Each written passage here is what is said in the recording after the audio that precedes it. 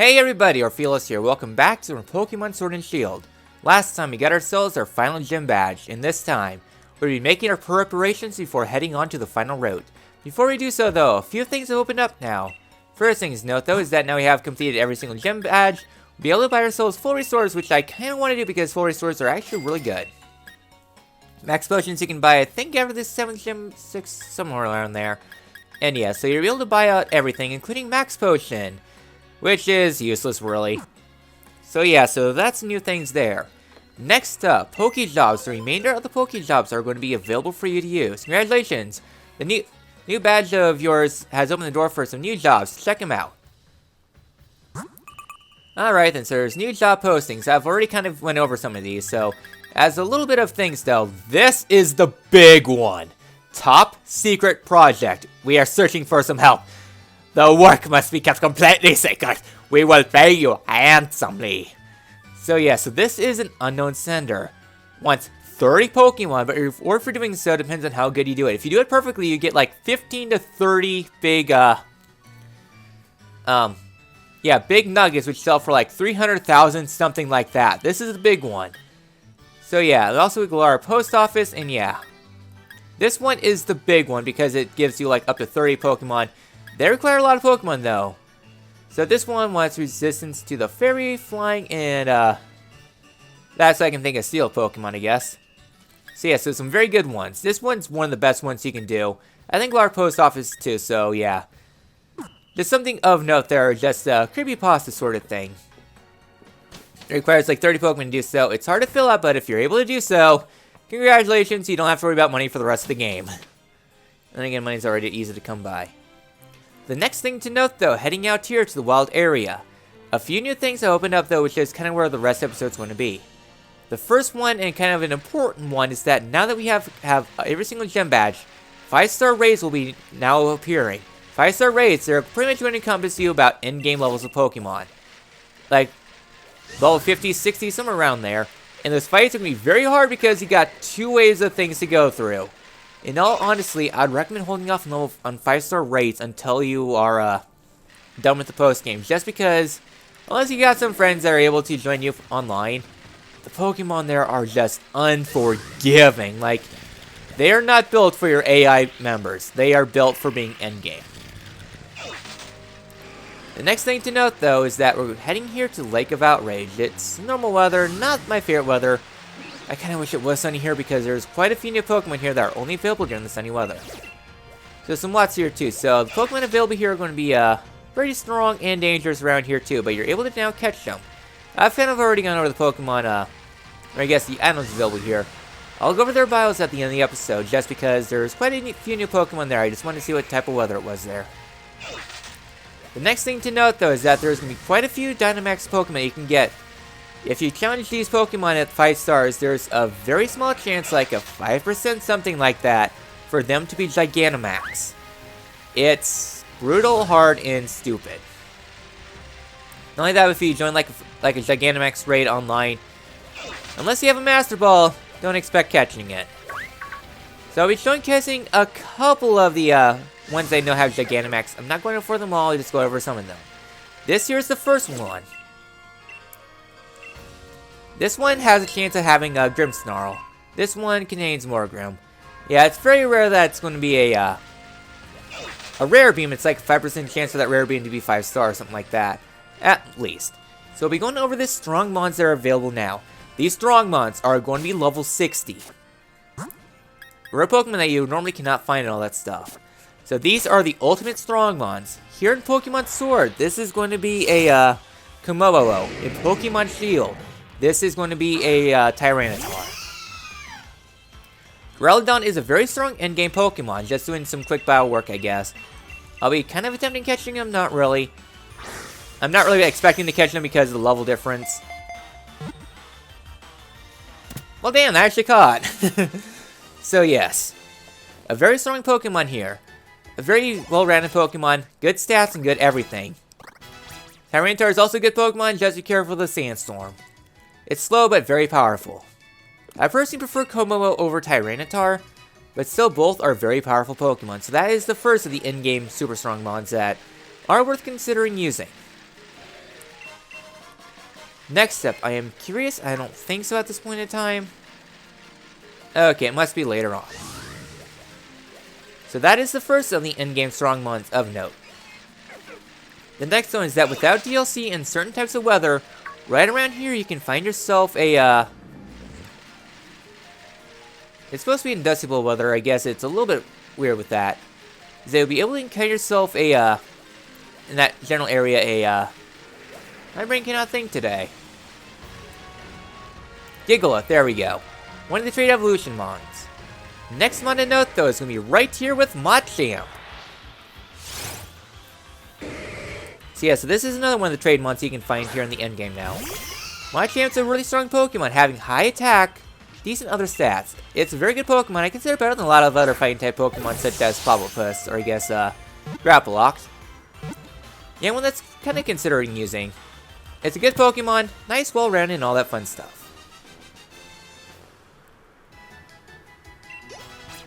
Also, I don't really care about levels because there's a reason why I'm leveling up so much.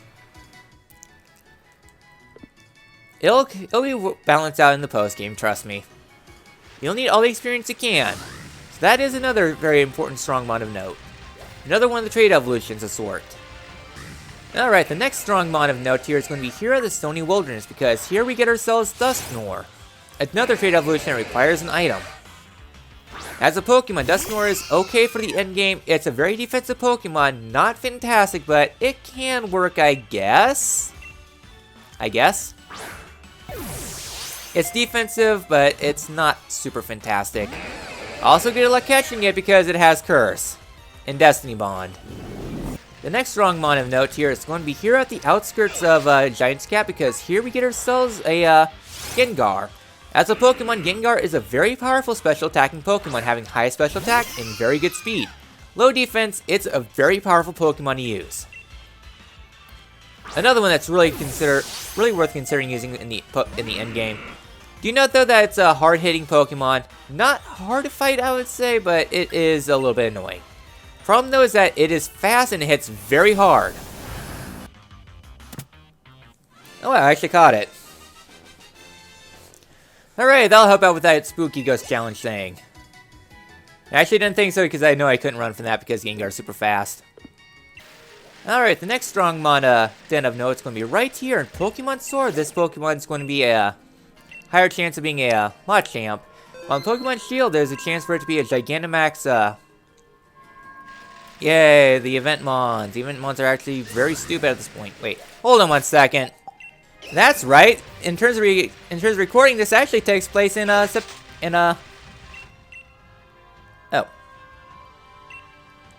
don't want to partake in that crap. So yeah, I probably should mention is that at the time of recording this, there is actually a event going on for brain can't think, brain perfectly smooth. The Zoroark event for max raids. For 5 stars, there is a chance for them to be shiny. At this point in the game, with you having all the gym badges, you'll be able to encounter yourself the shiny raid mon events now. Note though, A, that they're going to be very hard, and B, RNG bullcrap. At least you can save before encountering one. Next up, inside this den here, this one has a chance of it being a, I think that was an event mon.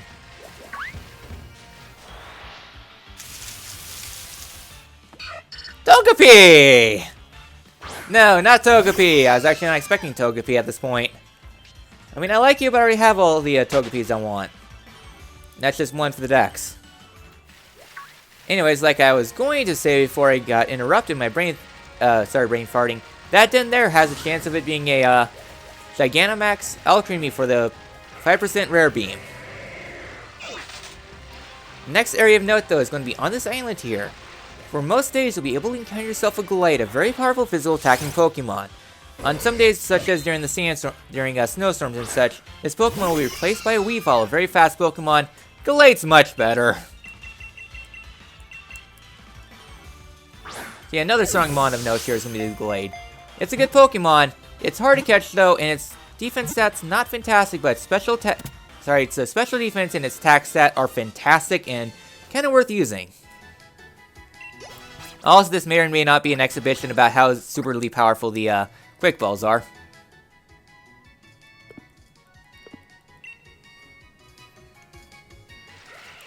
Alright then, I don't know where all the mons are. I'm just going over the ones I can think of off the top of my head. So the next den of note, though, is going to be right back here. Or I guess next mon of note. Because somewhere around here, yes, right here is a Conkeldurr. Another strong mon of note, though. Level 60, Conkeldurr is a very powerful fighting type Pokemon.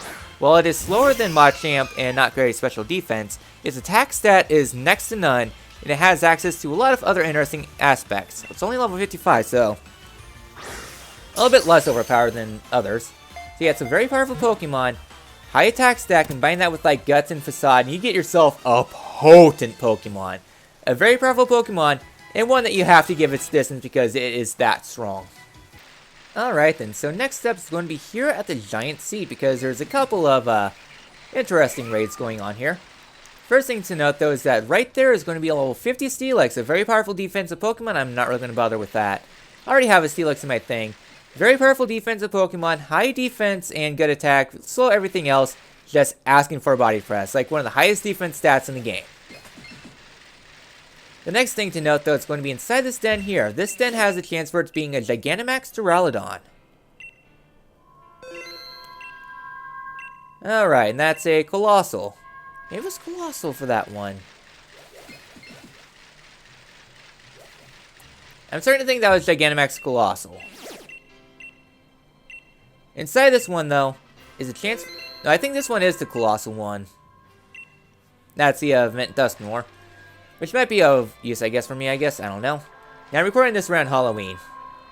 This den here, I think is Gigantamax, either Colossal or Lapras, depending on which version you're playing on. Interesting stuff. And I think this den right back here, I'm not 100% certain, has a chance of being a Gigantamax Kingler. Yeah, Gigantamax Kingler is a very potent Pokemon. Disturbing to say the least, and creepy. But still a pretty nice Pokemon, all things considered. Also some Mudbray here. Anyways, in the waters in various areas such as, down there I think is a Lapras, and a few other areas there's a chance for you to encounter a, rare Lapras. It's pretty rare for it to spawn, I guess, in some areas, and more common here. So there's just one other strong mon of note that's available right now. And that is going to be here in the east, I guess in Axe's Eye. And this one I really like. So here in Axe's Eye, you can count yourself Haxorus, which is a very, very potent Pokemon. One of the highest attack stats at 149, plus a very good speed stat. This Pokemon is scary incarnate. The only problem though is that it does have a pretty crappy ability, all things considered. But with an ability capsule, you can change that immediately. I really like Haxorus. I think it's a very potent Pokemon, one of my favorites of all time. Well, it's kind of slipped through the ranks of, say, Latios and Latios. I still really like Haxorus. It's a cool Pokemon. So that is all the particularly strong rare mons you can find right now. The other mons aren't quite as strong. Those are the ones that are like level 55 to 60 or so that I can think of off the top of my head. There might be a few Gyarados here and there, but I don't really consider them strong mons of note. Hi, Zoroark, that's 4-star, not 5-star. Otherwise, I'd be going online trying to get people to join in. For 5-star raids, if you... Pretty much there's two Pokemon that are very note. One of them is a spoiler Pokemon, and the other Pokemon of note is a Dracovish. Those Pokemon will very much hard counter a lot of these max raid dens. Otherwise, as much as I do like max raids and their such, the AI is not built for it. Like 5-star, likelihood of you working through a 5-star raid, mind you, with the best Pokemon, best IVs, best EVs, is still really low because the other Pokemon are just so weak and terrible that they'll just knock themselves out. Like, they're not built for those endgame stuff. Their EVs are like 0, their IVs are 0. They're built for you to be terrible, so that way you have to get the online stuff in. A lot of the times, people don't even join online. It's like, oh, that's not a shiny Pokemon. I'm not going to bother with that. And that mentality kind of continues. Anyways, next max raid den of note is going to be this one here. This one has a chance of it being a Gigantamax Flapple or Apple Turn, depending on your version. Then again, the Gigantamax version of both are the same. Seriously. They're both the same. They just have different stats. So you don't know what you're getting into when you're joining a random online raid. When those things were around actively. Trying to think of some others. I know there's one for like Copperajah, Centiskorch, all that stuff. I just don't know where they are off the top of my head. I know this one's a dragon one, but I don't think this one's Gigantamax.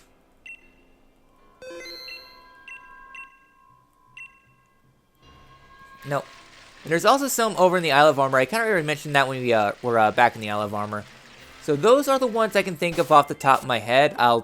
Might put in the footnotes of other ones I can think of here and there, but those are the big ones I can think of. These are the Pokemon that were very hot back in the day. Like, I don't know where Dreadnought is hiding out, or a few other ones. There's just a lot of, like, random one-off dens here and there. So, with that all done, we're now heading back to the Lake of Outrage, because there are some new Pokemon available here right now. So, yeah. Hi, Mantike. You just love jumping out of the water at me.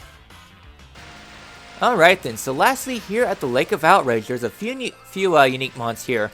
The first one is the evolution of the day. So here you'll be able to encounter all the evolutions. During normal weather, you'll encounter yourself a Leafeon. During overcast weather, Espeon. Rain, Vaporeon. Thunderstorm, Jolteon. Snowstorm, or just regular snow is Glaceon. Sunny day, Flareon. Sandy weather, Umbreon. And foggy weather, Sylveon.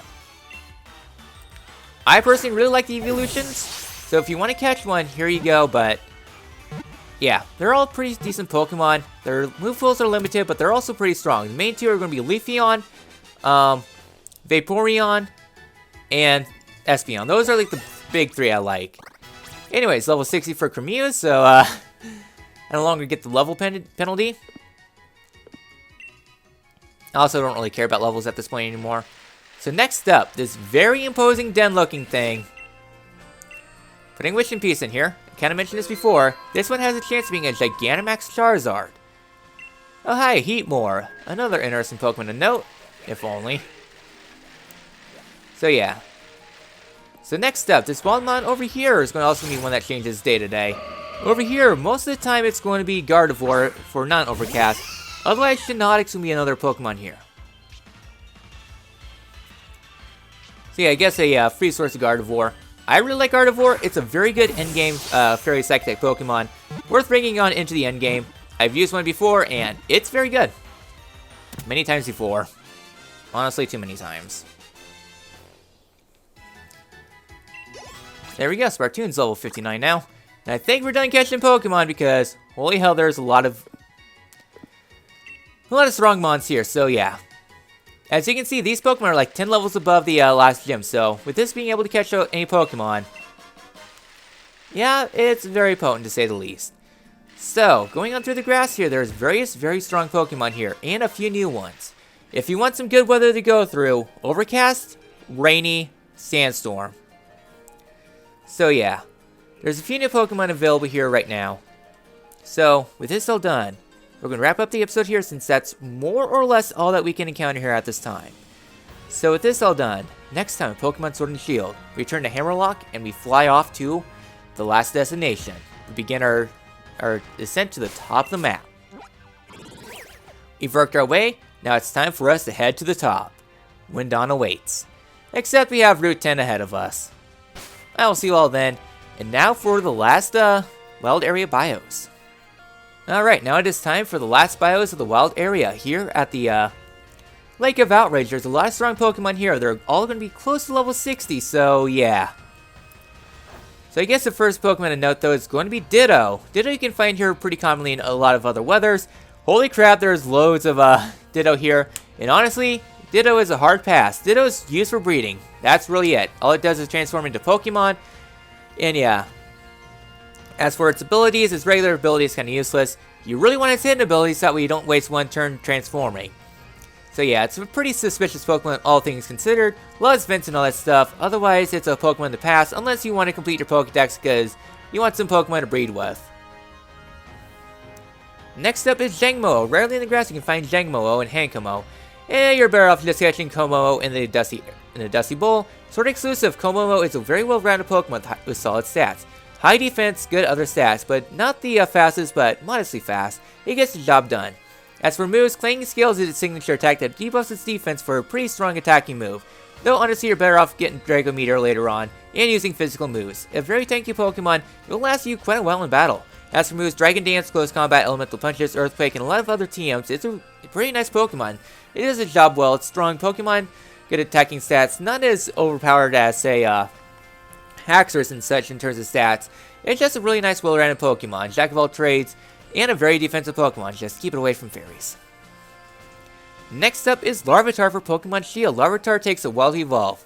Objection! Obtained in the level 50s, and Tyranitar is in a unique spot, so you don't have to wait long to get Larvesta. Tyranitar is a juggernaut, slow but hits very hard with 134 attack stat. Good defenses and a solid HP pool, you'll survive well into the endgame. Stone Edge, Crunch are a given. As for other moves, Earthquake, Outrage, it's a very diverse move pool. Not only that, but its special attack is pretty good, so you can use some moves like Thunderbolt and Surf to use also to trick up the Pokemon too. It's a very solid Pokemon to use, but comes with a fair share of weaknesses, mostly the fighting type. Good stats, should hold its own pretty well in battle. Plus the Sandstorm buff makes it a pretty nice Pokemon to use in the endgame, just not so much for your other teammates. Next up is Ditto. Oh boy, Ditto. Ditto is famous for its evolution. Sword exclusive Ditto is a special base Pokemon that evolves at level 50, then again, at level 64. That is final boss strength, but with the power of raids, you might be able to get one at a lower level, or can use just to get a powerhouse as soon as you can. Yeah, the level should be good enough for the endgame, and plus the Pokemon here are available at a pretty high level, so it's not too long of a wait. Stat-wise, it's a pretty well-rounded Pokemon with good special attack and pretty solid defenses, and it's pretty fast too. It hits pretty darn hard with Draco Meteor, Nasty Plot, Setup, and Sweep, and it has a fair share of other special moves such as Surf and Fire Blast. It has a quite nice move pool that it can use well. The level situation though hurts it quite a bit, even though the high levels of Lake of Outrage, you are going to be super over level for the endgame. Then again, this endgame is not particularly hard to begin with. Next up is Goomy. Goomy, my precious child! Goomy is a shield exclusive Pokemon, much easier to handle. I think Goomy is peak in this game, at least prerequisite of being level 50 in the rain, which is pretty much a given that Goomy is pretty much a rain exclusive Pokemon, more or less. As a Pokemon, it's a special defensive Pokemon, boasting of very powerful 150 special defense. It takes special hits very well, plus Dragon is pretty good defensive typing, resisting many common types such as Grass and Water, or it can just absorb with Sap Sipper too. It has a good mixed attacking power, so it's a little bit better in its special department. Gooder can learn some strong moves like Dragon Pulse, Power Whip, Aqua Tail, Poison Tail, Elemental Beams, and etc. It's a pretty solid, squishy Pokemon. Its defense stat is kind of lacking all things considered. Its other stats do make up for it, so if you want a good endgame Pokemon, Goomy might be for you. Next up is Drampa during the sunny weather.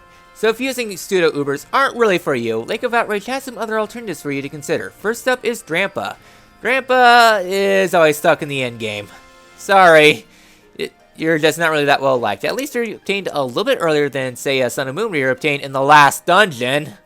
So yeah, it's a powerful but very slow attacking Pokemon, having good special attack, modest defenses, but it's very slow. It's meant to hit very hard. The caveat though is Berserk, which buffs its special attack when it's under half health, when it's already high, so it'll be very powerful to use, even harder to defeat. Plus Sap Sipper isn't too bad for grass immunity, though you won't really see too much grass for the endgame.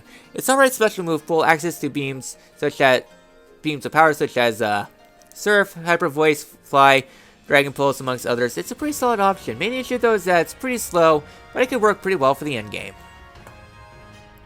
Next up is Tortinator. Sword exclusive users get Tortinator. Tortinator is a very defensive Pokemon. High defense, takes hits pretty well, but slow and its HP is kind of meh. Shell Trap is a very fun move to use, as you probably saw in the last episode, and a strong physical counter. Dragon Pulse is also fun, but carries explosions, so be warned there. As for other moves, it has an alright attack set, so you can use Earthquake and Stone Edge well, but specials are the way to go. Body Press works very well for a 135 defense Pokemon. Special defense is alright, and all around a pretty right Pokemon for the endgame. It's pretty similar in nature to Torkoal, so yeah. Except it has a Dragon typing too, and without the weaknesses, well, I guess with Dragon too, but oh well. Next up, from a pretty good Pokemon to kind of bad Pokemon. First up is Stone Yorner for Pokemon Sword. Stone Yorner is a physical powerhouse, high physicals, terrible specials. 70 speed is pretty surprising for its thing, but still not super fast. Heavy Slam and Heat Crash are great moves since it's a very heavy Pokemon and a good attack stat. As for other moves, Stone Edge, Earthquake, and Body Press are also good moves to use. Otherwise, not really too much else you can work with. It's an alright Pokemon, your box standard rock type Pokemon, gone to the extremes. Could be alright, but the special stat just cannot be overlooked, and it hurts it quite a lot. Its abilities kind of sucks, as the game is in singles. It works a little bit better in doubles, but honestly with the amount of weaknesses it has, it is kind of a pass. Next up is Ice-Q. Ice-Q is an interesting Pokemon. Ice Phase makes Ice-Q a knockoff Mimikyu. One free attack and there it goes. Well, I guess for the physicals. A special attack would just break on through.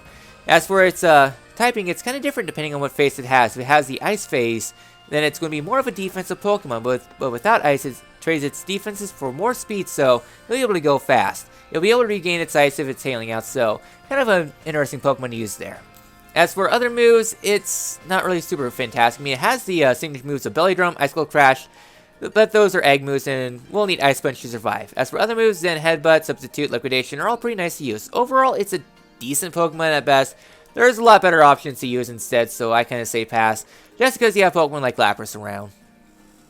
Next up is Rotom. Feels nice to not have an annoying ass fairy breathing down my neck wherever to go, telling me where to go and backseating me to death, taking up the entire bottom screen. As a Pokemon though, it's a pretty fast electric ghost type Pokemon with ground immunity via Levitate. The main gimmick though is its alternate forms, which you cannot gain access to until pretty late in the game. Well, you probably know where to get it. As for its other abilities, it trades its speed for being more defensive and slightly higher special attack, so yeah. As for moves though, it's not really fantastic except for its alternate moves. For every single form has a different signature move, such as Leaf Storm for Rotom. Its alt forms gets deduction in speed, but yeah. As for some typings though, Watch Rotom and Heat Rotom are very powerful Pokemon thanks to having very high stats, few weaknesses and all that stuff. It's actually a pretty nice little thing to consider. As for moves though, its move pool is not fantastic. Nasty Plot, Shadow Ball, Thunderbolt, and whatever form you're using, that's mostly all we're going to be using because it's not super fantastic. You can go for its more defensive route with, say, a Substitute and Toxic and other moves, making it a very powerful Pokemon. Although it's a pretty nice Pokemon to use, a little bit to get going, but it's a very nice Pokemon and one I kind of like. Except for a certain one that deserves to be thrown into a volcano. Next up is Duraladon. Duraladon is an interesting Steel Dragon type Pokemon. Abilities suck, it is a strong special attacking Pokemon with good defense, terrible special defense, and modest speed. As a special attacker, Flash Cannon and Dragon Pulse are great options. You can learn a few other moves such as Thunderbolt, Dark Pulse, and Body Press too. Not too much else move-wise. Its physical attack is alright to use to Earthquake and Stealth Rocks. All around, it's a pretty alright Pokemon to use so you can hold its own in the endgame. Great typing, good against physical Pokemon, just keep it away from special users. I do like Duraladon, I just wish it was available earlier. And lastly is Dreepy. Are you here to listen to my favorite Pokemon in the region? Yes? Good, then listen up. My favorite Dreepy, cute, lovely, smart, plus, amazing. You think so? Oh yes, stunning, kindly, love it, hug it, when, sleeping, small and precious, spectacular, ravishing. Oops, look at the time, I went too long at this thing. Yeah, it is a pretty good Pokemon. It has a few other issues here and there too. So yeah, Dreepy used to be my favorite Pokemon in the region, then it kind of fell to like third, but I still really like Dreepy. It's a cute Pokemon to use. It's pretty similar to other Pokemon, say Snom, is that it has loads of Magikarp power, and it's same here too. Problem. It evolves at level 50. Mind you, Dreepy in its first form is not good to say the least. So it takes a long time to level it up. Thankfully, Lake of Outrage is very high level, so you don't have to worry about it too much. It's a rare Pokemon to begin with, and yeah, it has mediocre stats until then. So yeah, it evolves at level 50 into, and then at level 60 again to Dragapult. Much like Hydreigon, super late, you're going to be over level for the endgame. Dragapult is a pretty good Ghost Dragon type Pokemon. Yes, it's a pseudo-Uber, but not well-rounded like the other Ubers. This one is going straightly into speed, making it one of the fastest Pokemon in the game. 142 speed, it's going to outspeed many things, and it's going to be setting up like a sweeper. A couple of problems though is that it's a physical-based Pokemon having a higher attack than its special attack, but its move pool is more into the special side of things. So yeah, so it's going to be kind of lackluster for its moves and such until like level 75. Otherwise, you're going to be better off using its special moves, which is pretty nice too, which has access to like Dragon Dance, Dragon Darts, or Dragon Rush. That's mostly it for physicals. As for specials, it has access to like Draco Meteor, Flamethrower, Thunderbolt, and all that stuff. It's pretty all good. I wish I had a better move pool for its physical department, but all around it's a very solid Pokemon to use. Do I still love Dreepy? Yes, Dreepy is divine, amazing, cute, precious, must protect, ravishing, splendid, spoiled, adorable.